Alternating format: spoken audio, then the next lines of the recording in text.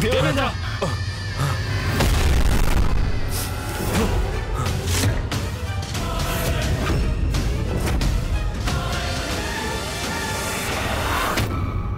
దేవేంద్ర ఇతడి దుష్టత్వం చూస్తే ఆగ్రహం కలుగుతుంది. కానీ ఇందాక మీరే చెప్పారు కదా, మాత ఆదిశక్తి తనని సంరక్షిస్తున్నారని. తనపై విజయం సాధించడం మనకి అసంభవం. అందువల్ల మనం అతడితో యుద్ధం చేయడం వ్యర్థం. మీ మాటలు సమంజసమే సూర్యదేవ. మనం మరేదైనా ఉపాయం ఆలోచించాలి.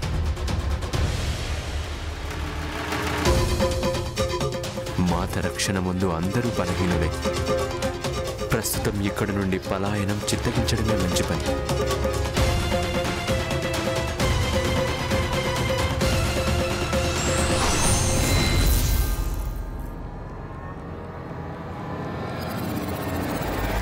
असुर सम्राट की जय, असुर सम्राट की जय, असुर सम्राट की जय, असुर सम्राट की जय. మమ్మల్ని రక్షించినందుకు శతకోటి ప్రణామాలు మాత.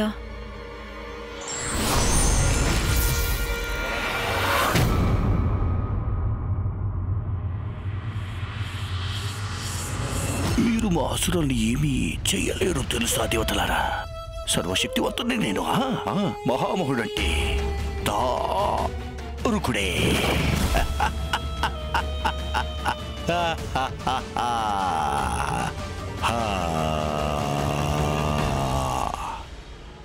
తమరా మహర్షులను రక్షించడంలో విఫలమయ్యారు దేవేంద్ర.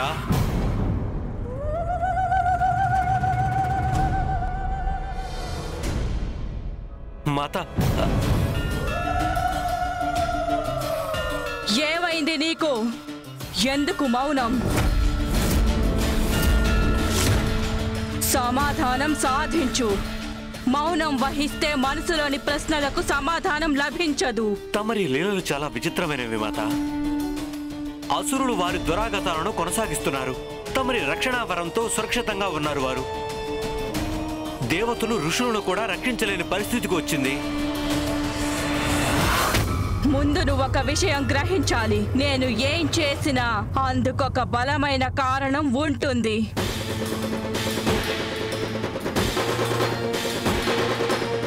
ఇంద్ర, ఇతని ఆసక్తిని శాంతింపజేయండి. అనంతరం జరిగినవన్నీ వివరించండి. మీరు మాత కవచాన్ని మేమెలా తొలగించగలం? అందుకే మేము నిరాశ నిస్పృహలతో దారుకవనాన్ని వదిలి వెళ్ళాము. మేము పరస్పరం చర్చించుకుంటూ పరిష్కారం కోసం ఎన్నో రకాలుగా ఆలోచించాం. అనంతర వ్యూహరచన చేసుకుంటూ స్వర్గలోకం వైపు పయనిస్తున్నప్పుడు కనిపించింది ఒక అసాధారణ దృశ్యం.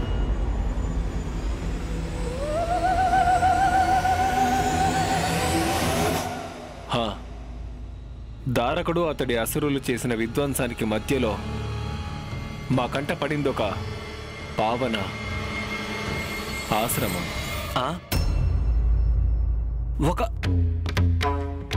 ఒక ఆశ్రమం కనిపించిందా మీకు? కానీ భూమిపైన ఎన్నో ఆశ్రమాలున్నాయి. అక్కడ ఒక్క ఆశ్రమం ఉంటే అందులో అసాధారణమైనదేముంది?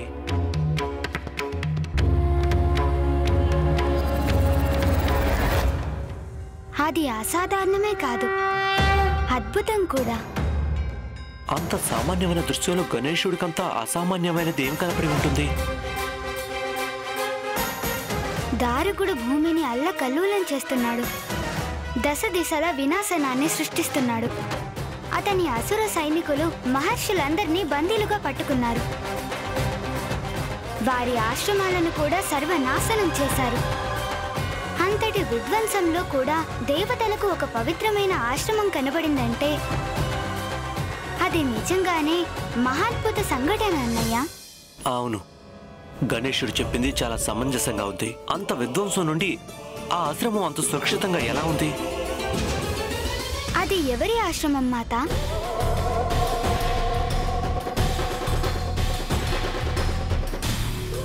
ఔరవ మహర్షి ఆశ్రమం అది. ఔర్వ మహర్ష?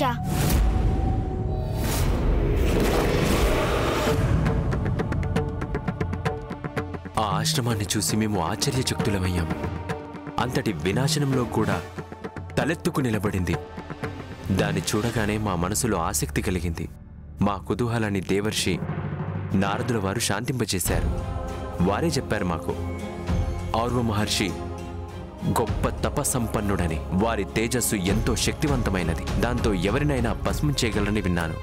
ఆ విషయం విన్న దారుకుడనే అసుర సైన్యం ఆ ఆశ్రమంలోకి ప్రవేశించేందుకు ధైర్యం చేయలేదు. మహర్షి నారదుడి మాటలు విన్నాక మాకు నమ్మకం కలిగింది. మమ్మల్ని చుట్టుముట్టిన అంధకారంలో ఔర్వ మహర్షి ఒక్కరే మాకు ఆశాకిరణమని. అందుకే మేమంతా వెళ్ళి వారిని సహాయం చేయమని మొరపెట్టుకోవాలని నిర్ణయించుకున్నాం. కానీ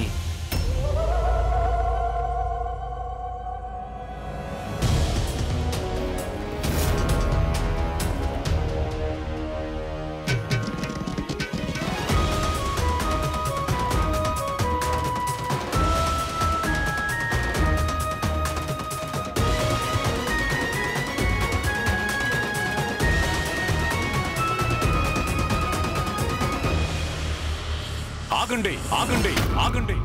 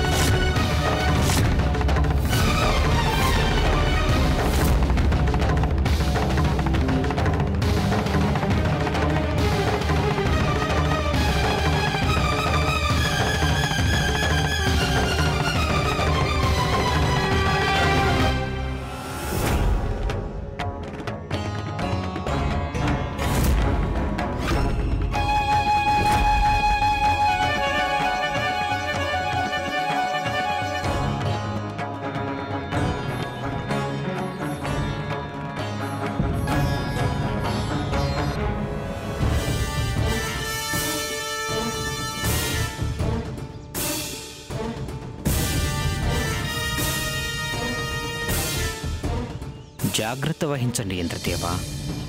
ఋషి స్వభావం ఆగ్రహం.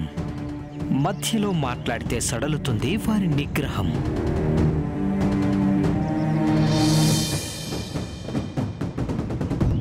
ప్రణామాలు మహర్షి. ప్రణామాలు మహర్షి. దేవర్షి నారదా మహర్షి, ఇప్పుడే రకమైన అగ్ని రగల్చడానికి వచ్చారు ఇక్కడికి. అగ్ని? ఇలా మాట్లాడితే ఎలా మహర్షి? మహర్షి, తమరికి తెలియంది కాదు. నేను ఏం మాట్లాడినా ఏం చేసినా కేవలం జగత్ కళ్యాణం కోసమే పరితపిస్తుంటాను. కానీ నాకు కనిపించిన దాన్ని బట్టి మీరు గాని అమీ దేవతల బృందం గాని మా కుటీరంలోకి నా అనుమతి లేకుండానే ప్రవేశించేందుకు ప్రయత్నించారు. ఇప్పుడు ఏ లోక కళ్యాణం గురించి వచ్చారు మీరు ఇక్కడికి? ఈ ప్రశ్నకి సమాధానం దేవేంద్రుల వారిని అడిగితే బాగుంటుందేమో. మమ్మల్ని క్షమించండి మహర్షి, భూమికి ప్రమాదం ముంచుకొచ్చింది. అందుకే మేము మీకు మా మొరని వినిపించడానికి వచ్చాం. మీకు తెలిసే ఉంటుంది, భూమంతా అతలాకుతలం అయిపోయింది. దారుకుడనే అసురుడు భూమిపై అధికారం హస్తగతం చేసుకున్నాడు. అందువల్ల నేను చాలు.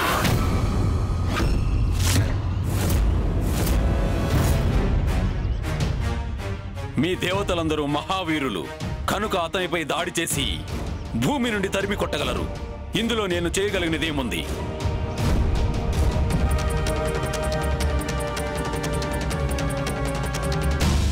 మేము దారకుడితో యుద్ధం చేశాము, కానీ అతన్ని మాత్రం ఓడించలేకపోయాం.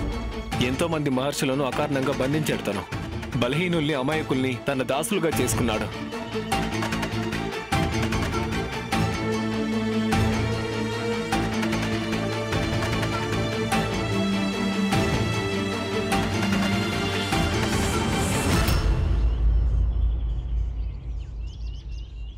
అలాంటి పరిస్థితుల్లో ఆ ఋషులందరూ కలిసి మాతా ఆదిశక్తిని ప్రసన్నం చేసుకుని వారి అనుగ్రహాన్ని పొందడం మంచిది. నేను ముందే చెప్పాను కదా, ఇటువంటి సంఘటనలు నేను కలగజేసుకునే అవకాశం ఏమాత్రం లేదు. దేవేంద్ర, నాకు దారి వదలండి. కానీ మహర్షి,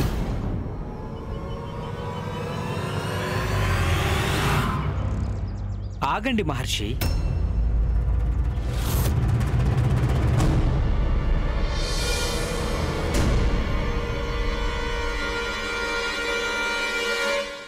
పరిస్థితి అడకత్తెరలో పోకచెక్కలా మారింది మహర్షి. దేవతలు మహర్షులు మాత ఆదిశక్తికి పూజిస్తూనే ఉంటారు. సాక్షాత్తు ఆదిశక్తి అసురులకు రక్షణ కవచంగా మారితే ఏం చేస్తారు మహర్షి?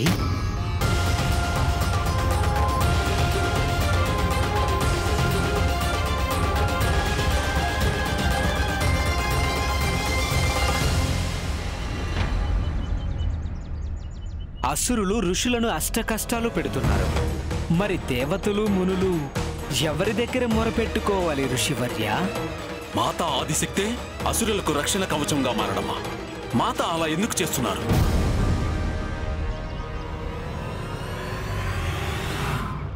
అత్యద్భుతం, అత్యుత్తమమైన సుఖానుభూతి కలుగుతోంది. భూమిపై మనదే అధికారం. అవును స్వామి.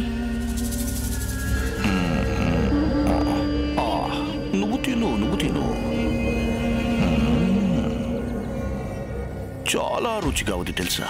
ఈ మనుషుల ఆహారం గుమగుమలాడిపోతోంది.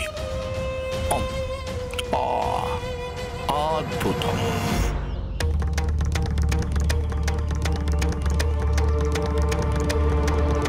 ఇప్పుడు మీరే చెప్పండి ఋషివర్య, ఇటువంటి పరిస్థితుల్లో మేము చేతులు జోడించి ఎవరి ముందు నిలబడాలి?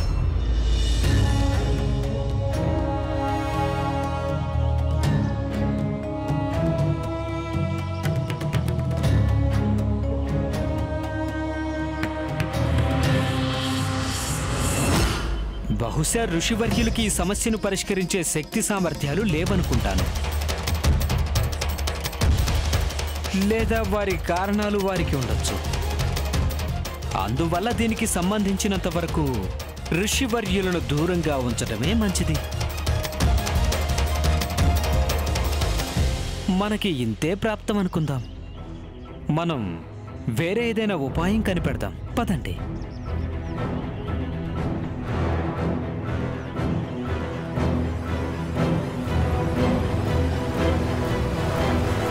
ఆగండి.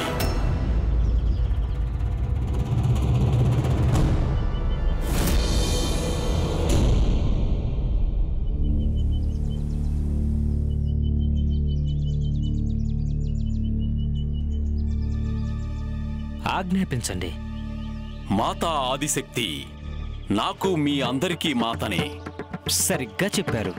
ఒకవేళ మాత అసురులను రక్షించడానికి నడుం కట్టారంటే వారెవరికో ఇచ్చిన వరప్రభావానికి కట్టుబడి ఉంటారు. లేదా అది మాత లీల కావచ్చు.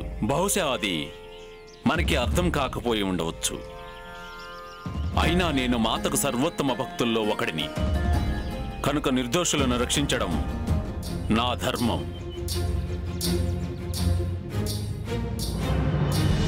మాత వారిని రక్షించాలని భావిస్తే అది వారి ఇష్టం. అయినా ఋషులను రక్షించుకోవడం నా ధర్మం. నేను రక్షిస్తాను ఆ ఋషులను.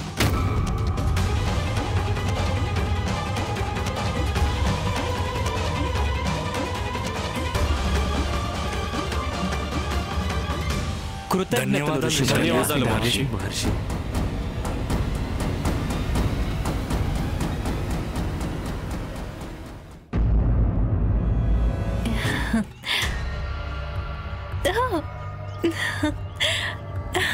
ఓరి దారుకుడా!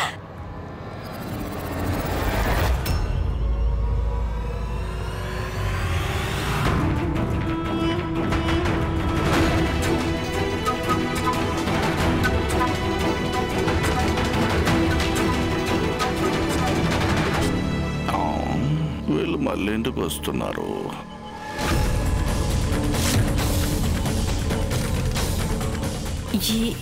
ఈ దేవతలందరూ మళ్ళీ వచ్చారా? ఇప్పుడు నీ అరాచకాల నుండి అందరినీ విడిపించే సమయం ఆసనమైంది దారుకా.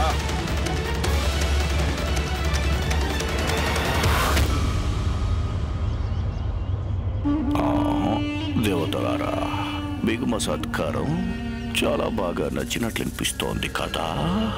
మళ్ళీ సత్కారం చేయించుకోవడానికి వస్తున్నారు. సత్కారం చేస్తాను కానీ ముందు భోజనం కానివ్వండి. దారు కూడా మా దేవతలు చాలా ఉదారులు. ఎవరు మాకు ఏదిచ్చినా దానికి మేము వారికి 10ంతలుగా తిరిగి ఇచ్చేస్తుంటాము. దారుగా కారణం ఏమిటంటావు? దేవతల ఆత్మవిశ్వాసం ఇంత ఎక్కువైంది.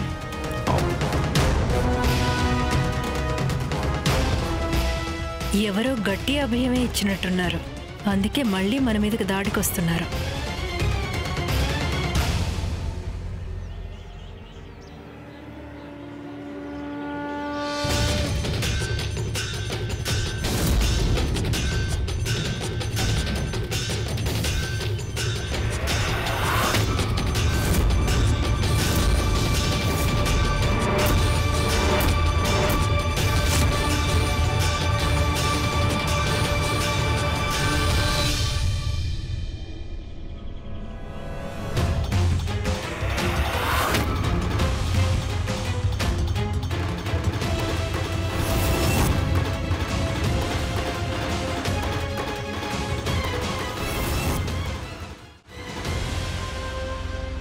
ఓరి అసురాధమా, నువ్వు మా ఋషులందరినీ హింసించేంత దారుణానికి పాల్పడ్డావు.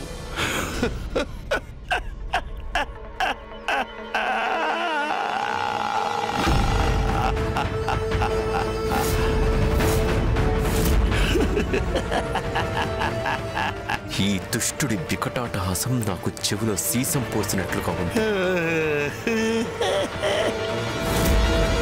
మెచ్చాను దేవరాజా, నిన్ను మెచ్చాను. నీ బుద్ధి, నీ శక్తి. ఆహా, తేజస్వి సూర్యదేవుడు, దేనైనా కాల్చి బుడిద చేసే అగ్నిదేవుడు, వేగానికి మారు పేరైన వాయుదేవుడు, నీటిని శాసించే వరుణదేవుడు, ఒక పండు ముసలి ఋషి వర్యుడు. నాకిప్పుడు బాగా అర్థమయ్యింది దేవయత్ర.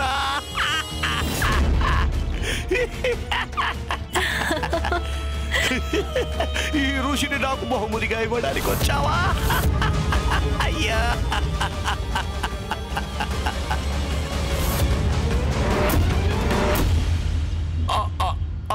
అయ్యయ్యయ్యయ్యో, నాకు ఇప్పుడు అర్థమైంది దేవరాజా. ఈ ఋషిని నాకు బహుమతి ఇవ్వడానికి వచ్చారు కదా. నీ తెలివే తెలివి దేవేంద్ర. నీకు బాగా తెలుసు నాకు శాకాహారుల మాంసం ఎంతో ప్రియమైనది అని. ఇంత మంచి కానికిచ్చినందుకు నీ తప్పులను క్షమించేస్తాను. ఈ ఋషిని ఆరగించి నేను విశ్రాంతి తీసుకుంటాను దేవేంద్ర. నేను నీకు మాట ఇస్తున్నాను, నీవు చేసిన తప్పులను క్షమించేస్తాను.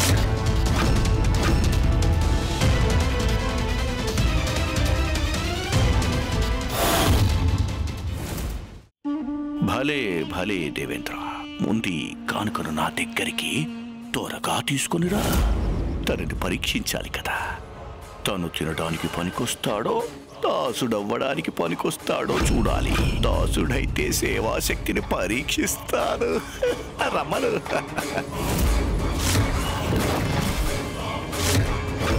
జాగ్రత్త, చూస్తుంటే వారు మనపై దాడికి సిద్ధమవుతున్నట్లున్నారు. దాడి చేయండి దేవతలారా.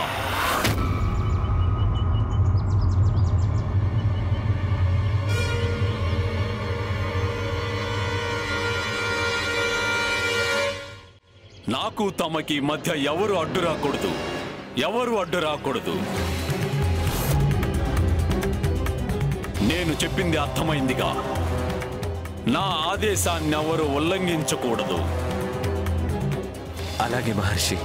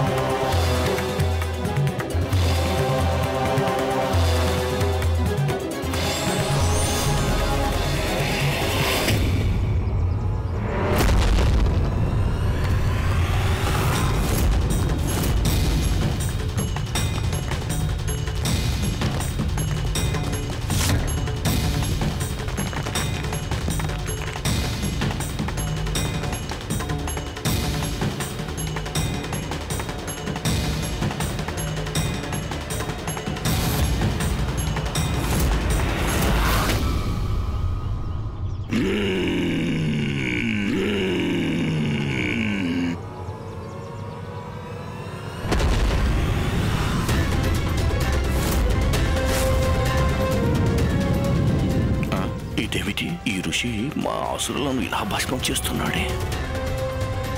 ఈ దుష్టుల వినాశనానికి ఆరంభమిది.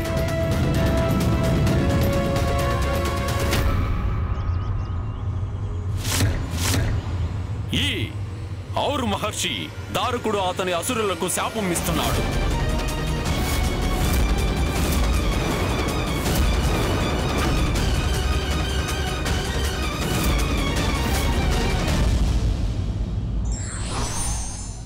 అహంకారం, బలగర్వం వ్యక్తుల వివేకాన్ని హరించి వారిలోని ఆలోచన, అవగాహనల్ని నాశనం చేస్తాయి.